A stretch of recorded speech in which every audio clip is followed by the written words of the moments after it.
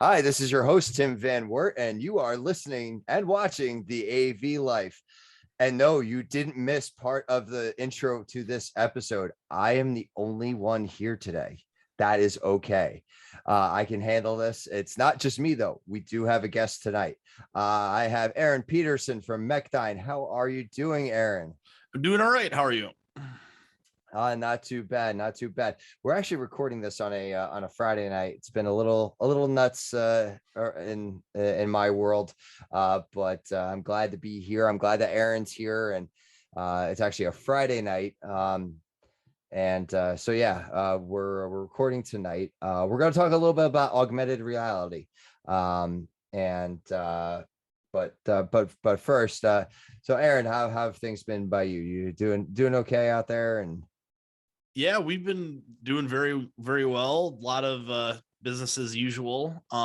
Helping out a lot of our clients doing some remote work, but also trying to keep their larger projects moving forward as best we can.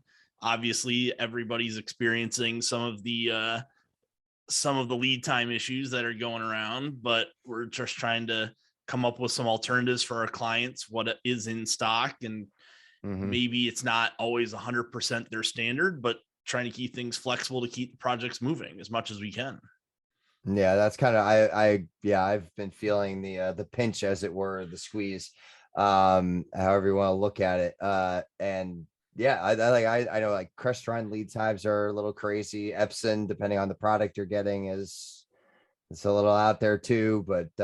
But yeah, I mean, we've talked about it before. You have the relationships with your, if it's an integrator or with, if you're dealing direct with the manufacturer, and it's good that integrators such as yourselves are looking out for those options that are available to keep the projects going. And I hope your clients are trying to be as flexible as possible. Yeah, the clients are being really flexible. And obviously for everybody is try to get your orders in early, try to be proactive and you got to start thinking 3 months out.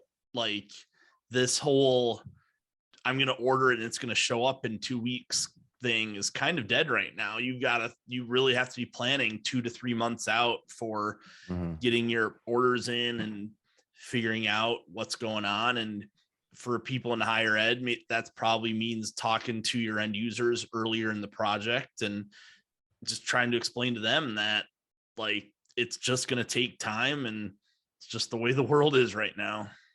Yeah, that's exactly what we're doing over at Rutgers. Is like we're actually planning for summer, which we usually do. Like now is budget time, but now it's budget time with ordering time. It's like, okay, we're gonna go out and we're gonna do 40 classrooms this summer, just to throw out a number.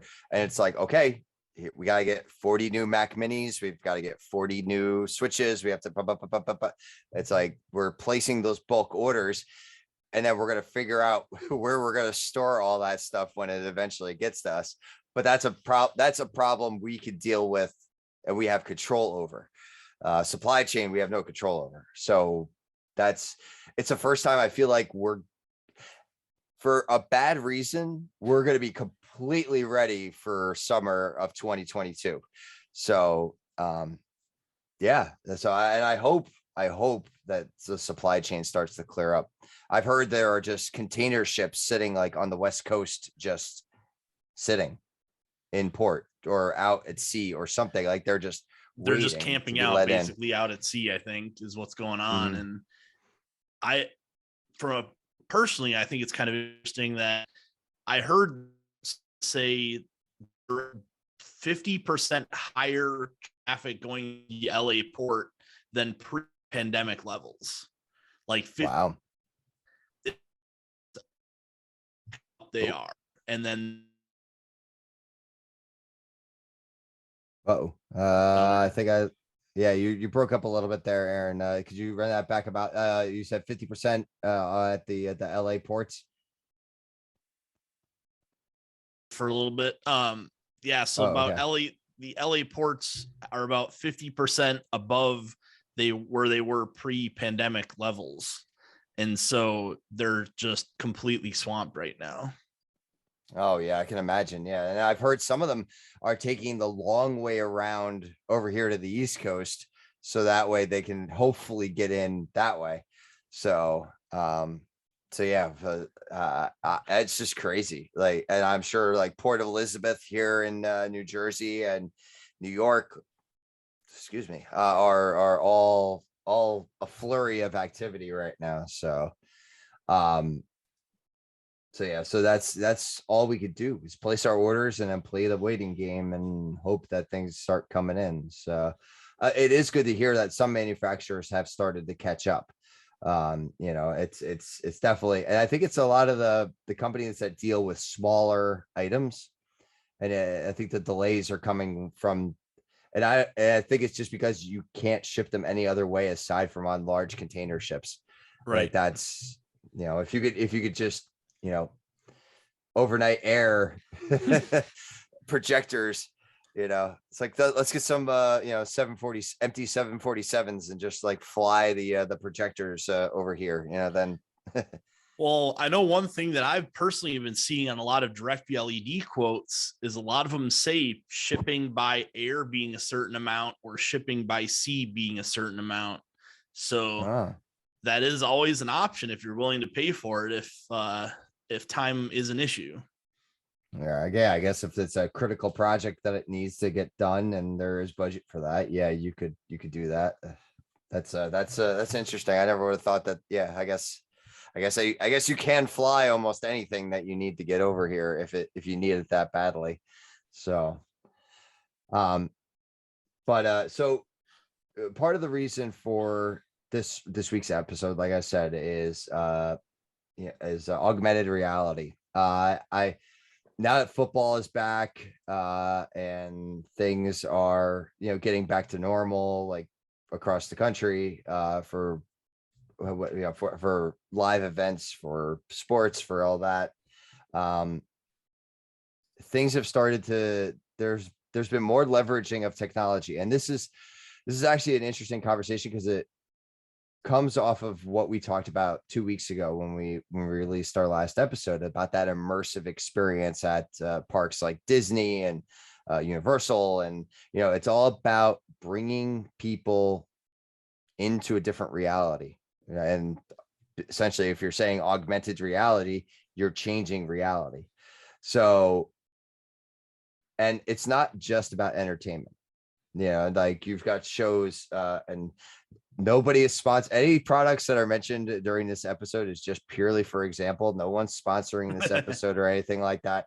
I wish they were, but so just putting that out there. So there's that, for instance, Fox, I think, is having this new show called Alter Ego, and they're putting everybody in those motion capture suits and they're creating avatars of themselves that sing in front of judges. So the judges don't see the actual person, they see the avatar of that person. It's an augmented reality experience for the judges and for the folks at home as well. So you get to have that layer in between the artist and you. Now that's nothing new. And you know, Aaron and I, we were talking right before, you know, this is augmented reality has been out there, you know, and it's and in some places that you don't even, you know, maybe you don't necessarily recognize right off the bat. You know, if for you know, Aaron, you had brought up about baseball, right? Or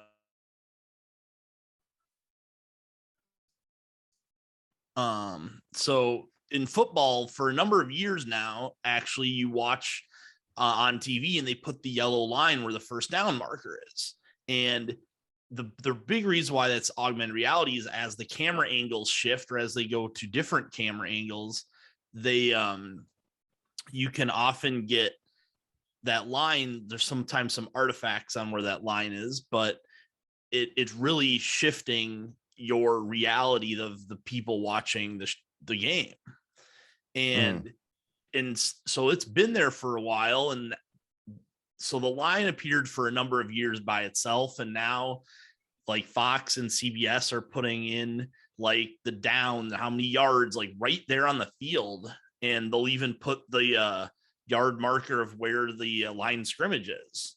And so Mhm. it's been going on for a while, but like, as now with people with having smartphones in their pocket, there's tons of apps now that can take the camera image from your phone and put things right over the top of it as well. Whether it's, I think I've seen some map features that you can, when you're standing on the street corner, you can move your phone around. It can show you points of interest of some Mhm. of the buildings that maybe you're looking at, or some of the coffee shops might have a deal, and so maybe it'll flag, put a little notification on your phone saying, oh, something's on sale here at, let's say, Starbucks. Or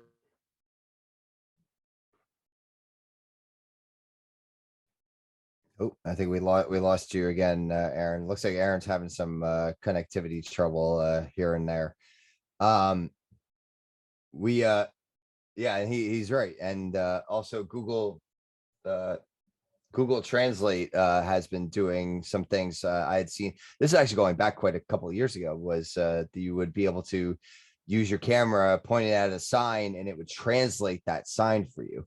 And that's, that could also be translated into like the Google Glass for your glasses and things like that. Um and oh, I just got notification of apps. Okay, never mind. Um yeah, because apparently there are apps I need to update. But anyway, so yeah, so it's and baseball has been using it for the strike zone. So I don't know. I didn't hear you say that, Aaron. So I apologize if that is just because of connectivity issues. Yeah, when you're talking about strike zones for the batters, they have to constantly change.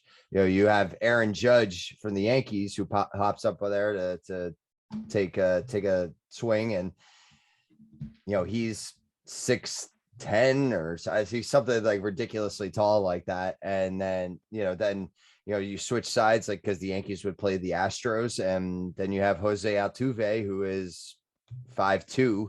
It's a big difference. It's a big difference in strike zones, especially when you're talking between somebody's shoulders to their knees, or across the letters, however you look at it, across the letters, the shoulders, so it's but yeah, so I don't know if I stole your thunder on that one, because you brought that up before we started. So, but no, you that's went down the fine. I football. You don't. went down the Yeah, football. Yeah, you went down the I football road. So I was like, I'll take baseball. yeah, I don't know what's going on with my network right now, but hopefully everything is going well. Yeah, I hear you good now. So yeah, that's okay. You got a nice little headshot for the video portion, so you're okay. Oh, and you muted yourself. Okay. Um, but I did mute myself because I had a little bit of background noise. My printer decided to start randomly printing, which I have no idea why. So I was trying to hide that. Yeah, that's But okay. one of the things that here at Mechdyne that we've been doing is we've developed some AR software ourselves Mm, to help some of our clients. One of the biggest thing that we've created is what we've called our smart AR, which actually uses 3D tracking cameras, and we put tracking markers over a Microsoft Surface. And with that, we can actually use the camera on the surface and look at an object. One of the demo videos is of a tire. And while he's looking at the tire, he's actually on the surface able to see essentially a landing gear of an aircraft. mhm. And one of the really cool things is, because we're using optical tracking and not just GPS tracking, it's super accurate to what is actually being shown on the camera. And we can Mm. actually do notation and put annotations on, like, right on the drawing. And it works with AutoCAD and a number of other different CAD softwares that they can make super accurate notes, say, hey, this needs to move a couple millimeters to the left or a couple millimeters to the right. You can do this all in a very collaborative method, and multiple people can see what's going on. And rather than, if someone makes a chicken scratch note on a piece of paper. Sometimes it's hard to read. Sometimes things get mislabeled. And because you're doing it all virtually, you're not having to make different prototypes multiple times. It's just all done in augmented reality.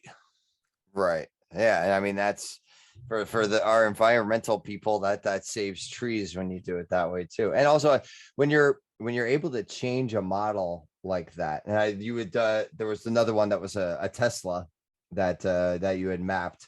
And if you're able to make changes, I mean, a Tesla is especially that was the S, the Model S, like that's a $40,000 car. Like you don't want to just go in there and like start physically making changes to that. So if you can make the changes in the augmented reality world, as it were, that saves you demolishing a car just because of that.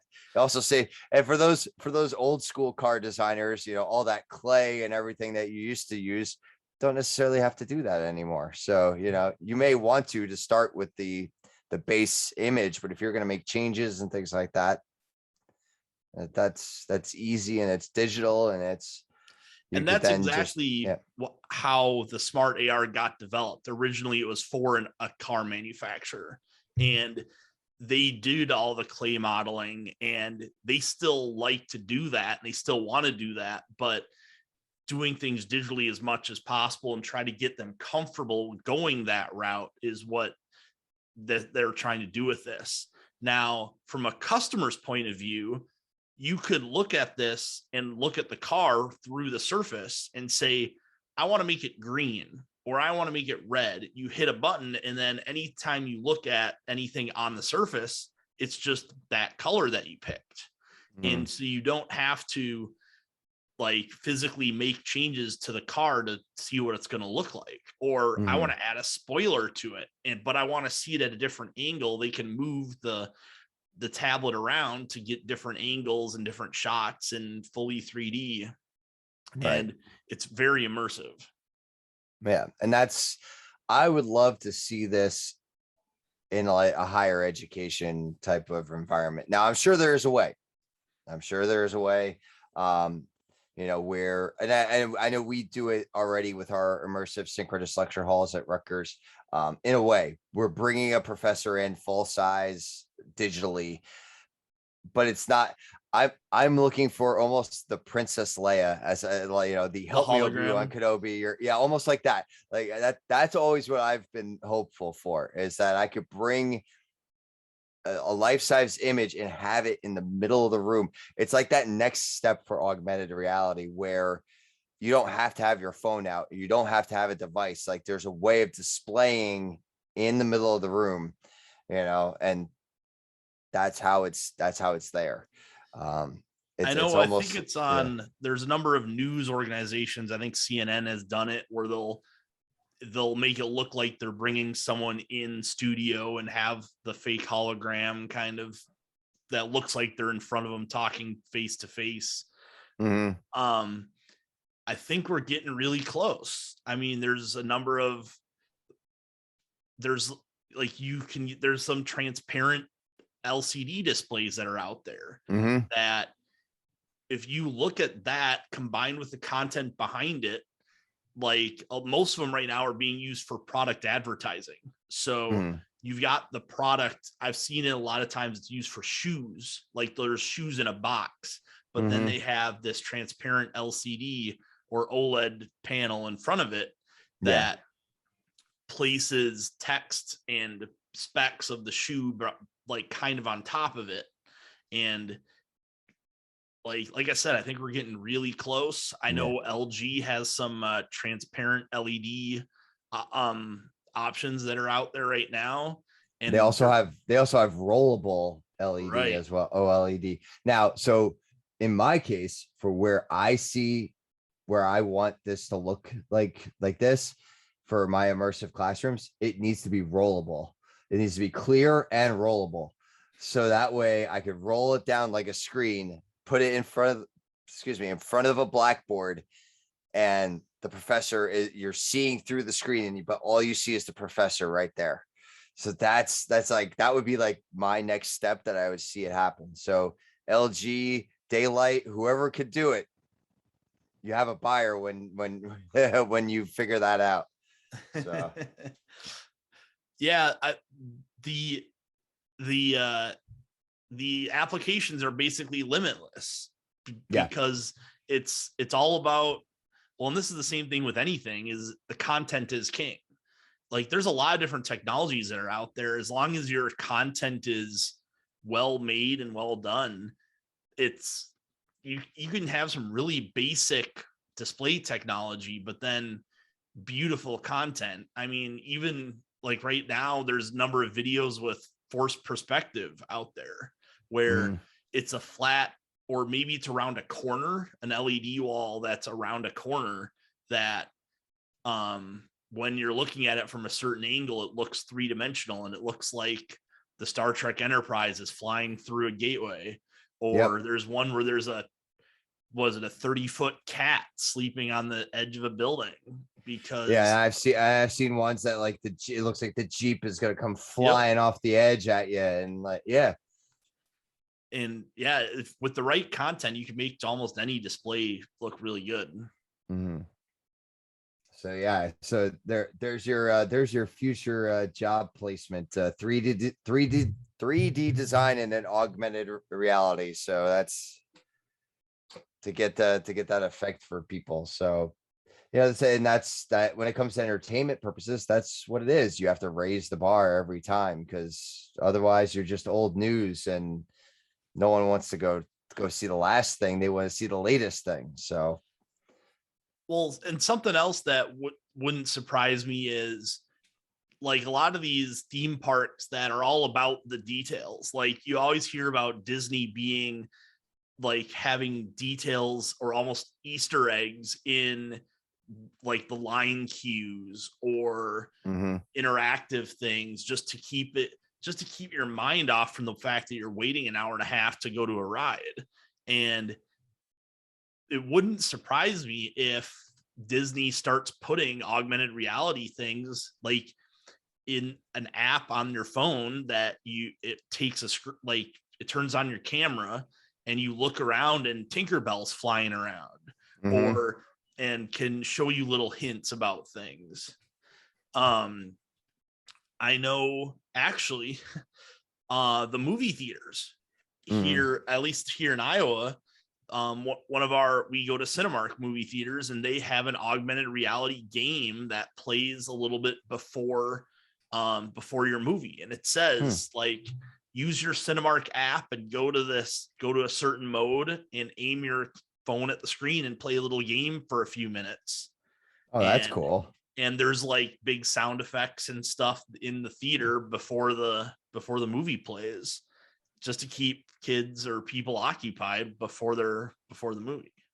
Right. Yeah, and and actually, yeah, and that's entertainment. Gaming is doing it too. Like, my wife and I and my son, we play Pokemon Go, and Pokemon Go has an AR mode as well. We get out, we walk, we go to check out the Pokestops. It's like, oh, here, catch Charmander, and you go to catch Charmander, and there he is, like, quote unquote, there he is in the reality. You see a Pokemon flying around on your phone. And So they it's, did a good job where when you move your phone around, they actually put little spots that they think are flat. And yep. so when you release the Pokemon out there, it actually looks like it's supposed to be there. Yeah, And they've done a they tell very you. good job with that. Yeah, they tell you, it's like, look for a big flat area so you could toss out your Pokemon. Like, that's part of the instructions to make sure that which is what, if you were to, you wouldn't be throwing your pet, but if you were going to go play with your pet, you'd want to put your pet down on a flat surface. Like, you're not going to Right. go put it on some rocks or something like that. So it's all logically as it's supposed to be. And what's cool too is that if there's not a lot of space and you put your Pokemon too close to you, it gets to be, it takes up to the full size of your screen, and or it'll tell you you're too close to put this Pokemon out.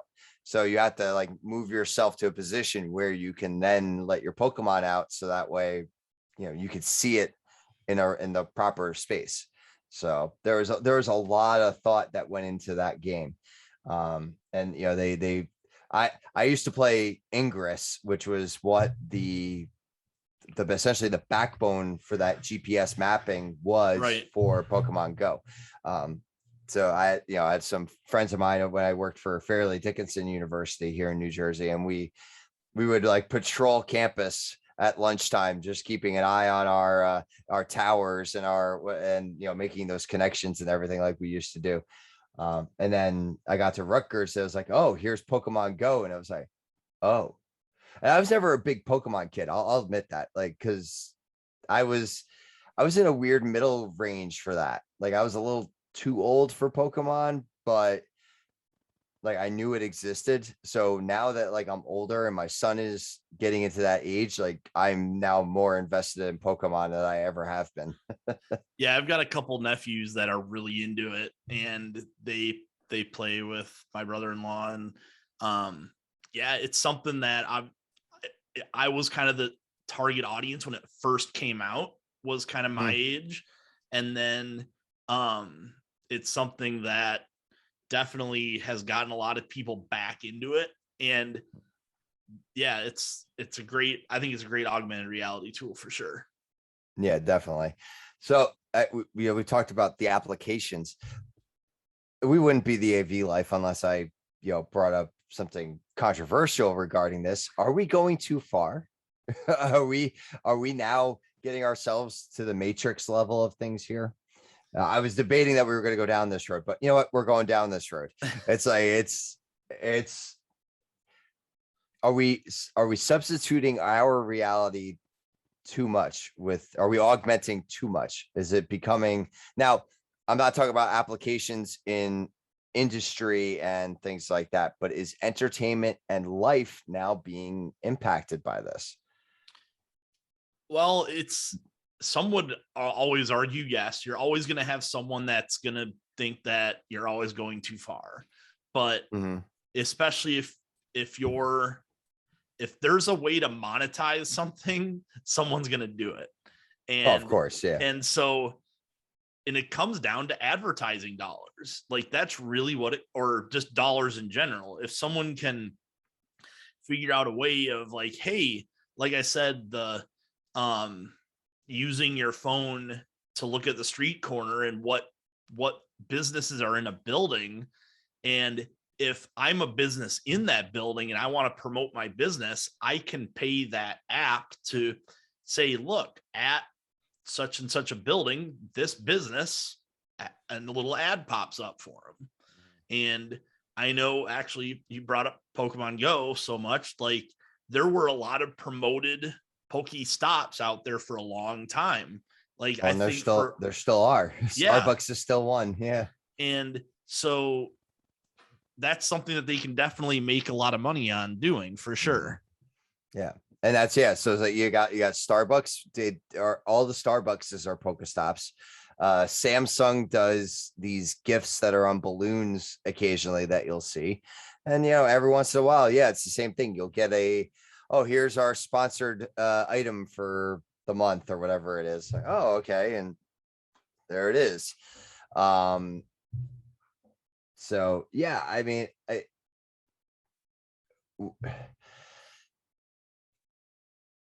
there's going to be a point where we're going to switch from, or there's a point, not that we're switching, I should say, there's a point where we do so much augmented reality that if we go too far, it becomes virtual reality, because it's substituting our reality all the way, because we're not just changing it a little bit, we're substituting it entirely.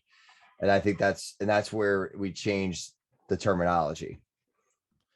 Have you seen the newest Ryan Reynolds movie? Oh, Free Guy? Yeah. I haven't seen it yet. No. Okay. So the whole premise is he's a non-player character in the gaming world. And one thing that they don't really do a very good job of showing you in the trailers, but what happens is the actual player characters are all wearing glasses. And essentially what's happening is on the glasses of every player character is all the stats, like your ammo, your health, and all that stuff is just And so there will be a point, I think, that someone like me wearing glasses, I can have like my task list printed on it, or a clock, Mm-hmm. or essentially a heads up display all the time. Hey, I'm a contact lens wearer, so I'm all in for that. Like, oh, what movie was it? Like they put cameras inside of people's contact lenses and stuff like that. So yeah, I'd be all for that. That'd be great. That I stink at remembering things. So if I could have my task list like constantly, like, or if I needed to like blink to bring it up or something like that, I'd be all in for that. Like To bring Google it. Glass, and I think Apple is Yeah. trying to come out with some glasses thing, and Mm-hmm. I think we're really close to having those at least be a thing. Now they'll always be expensive right away, and it's not going to be super mainstream, but I think for some people, I think it probably will end up being what they wear all the time. Yeah. Oh yeah, there would be. I'm just sure there would be opportunities that I wouldn't want to wear that stuff. It's like, okay, I'm home just watching TV. I'm not going to wear my contacts with the heads up display. But if I'm out working, or if I'm on a road trip or something like that, yeah, I would love to have all that information, especially also if I could get the information from my car to be Yep. up in my contacts. That way I wouldn't have to look down. I'd always have my speed. I'd have map directions. Like, I feel like Yeah, your directions maybe right there would be awesome. right, exactly. It would all be right, and I wouldn't have to look down. I wouldn't have to do any of that stuff. So yeah, I mean that would be whew, yeah, the blows your mind. The applications are endless, and it's just a matter of the technology catching up, which, like you said, we're almost there. Like, as soon as the technology catches up with all the ideas, it's another moment of science fiction becoming science fact. All those clear displays that were in like Minority Report with Tom Cruise, like, I don't Yep. know, what, 15 years ago, whatever that was, that's becoming a reality now. Well, and you've already got the gesture controls. Yep. So in Minority Report, he's using his hand to wave around the windows and Mm-hmm. stuff. And Mm-hmm. there's a few things out there. I know we've tested one that tries to measure like the tendons in your arm, whether you make a fist or make a palm, and you can manipulate a model just by rotating your hand, kind of thing. And Well, yeah, it's really cool. yeah, and actually, what's interesting about that, you bring that up. So I just updated my Apple, my iPhone up to iOS 15, and my Apple Watch up to Watch OS 8, and Watch OS 8 has an accessibility function for gesture control. And I haven't had a chance to. I've literally had it on my watch for like 4 days, and I Sure. haven't had a chance to play with it yet. So, but you're supposed to be able to make gestures with your watch hand to be able to do different things. So, yeah, it's there. It's here I now. wonder if Like, you can do that to manipulate your phone as well. Well, that's why I would love to. Like, if I could do like the Inspector Gadget thing, like I put your thumb and your pinky out and like bring it up to my ear, and like that would be what would answer on my watch. That would be great. Like, I would feel so cool about that. But then again, I'm a geek and I'm a nerd when it comes to that sort of stuff. So, Well, isn't everybody that listens to this podcast? well, yeah, that's true. At some level, yes. The reason they listen to this podcast is because we geek out over these sort of things. So, Of course. But we love all of our listeners, no matter why you listen to us. So, so yeah, the future's so bright. I gotta have augmented sunglasses. Well, what are those reading glasses that can transform to sunglasses? Like, There you go. those progressive lenses. That's Yep. like, we're so close to having some really cool technology and some interesting applications of it. The next 5 years, I think, can be really interesting. Yeah, I feel like I'm gonna have to go to the CES over the next couple of years just to make sure I don't miss out on anything. So, all right. Well, we're gonna call this an earlier episode tonight. Aaron, thank you so much for joining me tonight. This is great. I know Mechdyne has those smart AR videos out on YouTube. I'll see if we can get some of them. Maybe I'll make you know what I could do? I can make a playlist on our YouTube channel.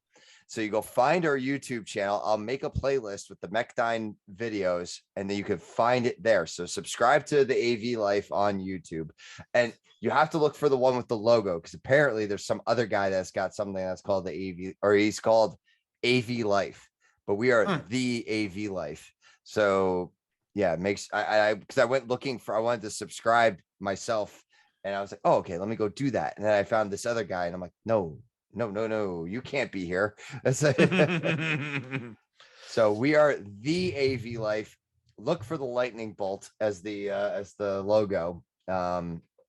Subscribe to our YouTube channel. Check out higheredav.com. This month we released a brand new edition, brand new layout. It's fast. It loads really fast. It's a great, I know. We admit it was a little slow at first, but we've gotten it up and running a lot better. It's a lot quicker now. The layout is nice. It's like a grid layout. You can find all the articles right there in front.